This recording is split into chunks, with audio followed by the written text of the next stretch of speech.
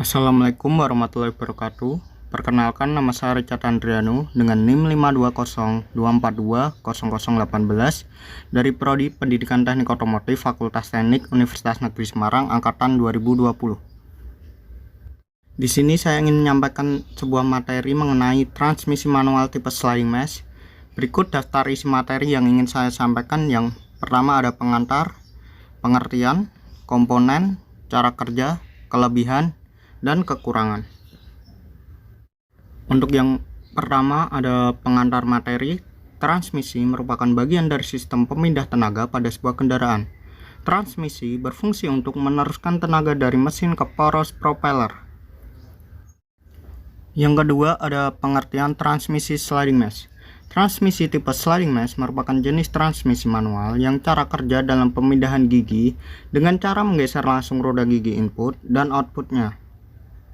Transmisi sliding mesh merupakan tipe transmisi berdasarkan selectable gear yang pertama kali digunakan sebelum tipe constant mesh dan synchron mesh.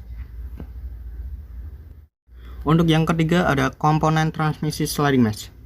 Yang pertama ada input shaft. Input shaft berfungsi sebagai sumbu yang bekerja sama dengan kopling untuk memutar gigi di dalam gearbox. Komponen yang kedua ada second sliding gear. Second sliding gear berfungsi sebagai gigi percepatan 2 yang menerima putaran dari gigi counter gear kecepatan 2. Komponen yang ketiga ada shift fork. Shift fork berfungsi untuk memindahkan gigi pada sumbunya, sehingga gigi akan mudah untuk dipasang atau dipindahkan. Komponen yang keempat ada shift linkage. Shift linkage berfungsi untuk menghubungkan antara tuas persnelling dengan shift fork. Komponen yang kelima ada counter gear dan shaft. Counter gear berfungsi untuk menghasilkan torsi dari gigi input menuju gigi kecepatan. Komponen yang keenam ada gigi transmisi. Gigi transmisi berfungsi untuk mengubah input tenaga dari mesin menjadi output gaya torsi sesuai dengan yang dibutuhkan kendaraan. Komponen yang ketujuh ada bak transmisi. Bak transmisi berfungsi untuk wadah penyimpanan oli transmisi. Untuk komponen yang kedelapan ada reverse idle gear. Idle gear berfungsi mengubah arah dari putaran output shaft sehingga mobil bisa berjalan mundur. Komponen yang kesembilan ada extension housing. Extension housing berfungsi untuk melindungi komponen poros output. Komponen yang ke-10 ada bearing. Bearing berfungsi untuk mengurangi gesekan yang terjadi antara permukaan komponen yang berputar di dalam sistem transmisi. Komponen ke-11 ada output shaft. Output shaft berfungsi untuk mentransferkan torsi dari sistem transmisi ke gigi terakhir, sekaligus sebagai dudukan persnelling.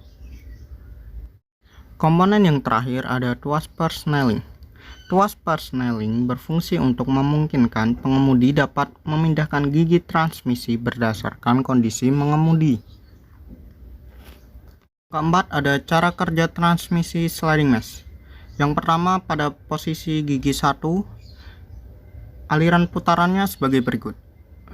Dari input, clutch gear, counter shaft drift gear, low speed gear, low and reverse sliding gear, dan berakhir di output. Kemudian untuk cara kerja transmisi sliding mesh pada posisi gigi 2, aliran putarannya dari input ke clutch gear, ke counter shaft drift gear, ke second gear, ke second sliding gear, dan berakhir di output. Kemudian untuk cara kerja transmisi sliding mesh pada posisi gigi 3, aliran putarannya dari input ke clutch gear, ke clutch, dan berakhir di output. Kemudian untuk cara kerja transmisi sliding mesh pada posisi idle gear, aliran putarannya dari input ke clutch gear, ke counter shaft drift gear, ke reverse gear, ke reverse idle gear, reverse sliding gear, dan berakhir di output.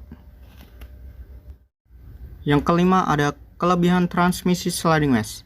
Untuk bagian yang pertama ada konstruksinya yang sederhana, dan untuk bagian yang kedua tidak memerlukan banyak komponen. Yang keenam ada kekurangan transmisi sliding mesh. Yang pertama, memiliki konstruksi yang lebih besar. Bagian 2, perpindahan gigi mempunyai jeda waktu. Yang ketiga, suara perpindahan gear cukup kasar. Sekian materi yang dapat saya sampaikan. Mohon maaf bila ada salah-salah kata. Terima kasih. Wassalamualaikum warahmatullahi wabarakatuh.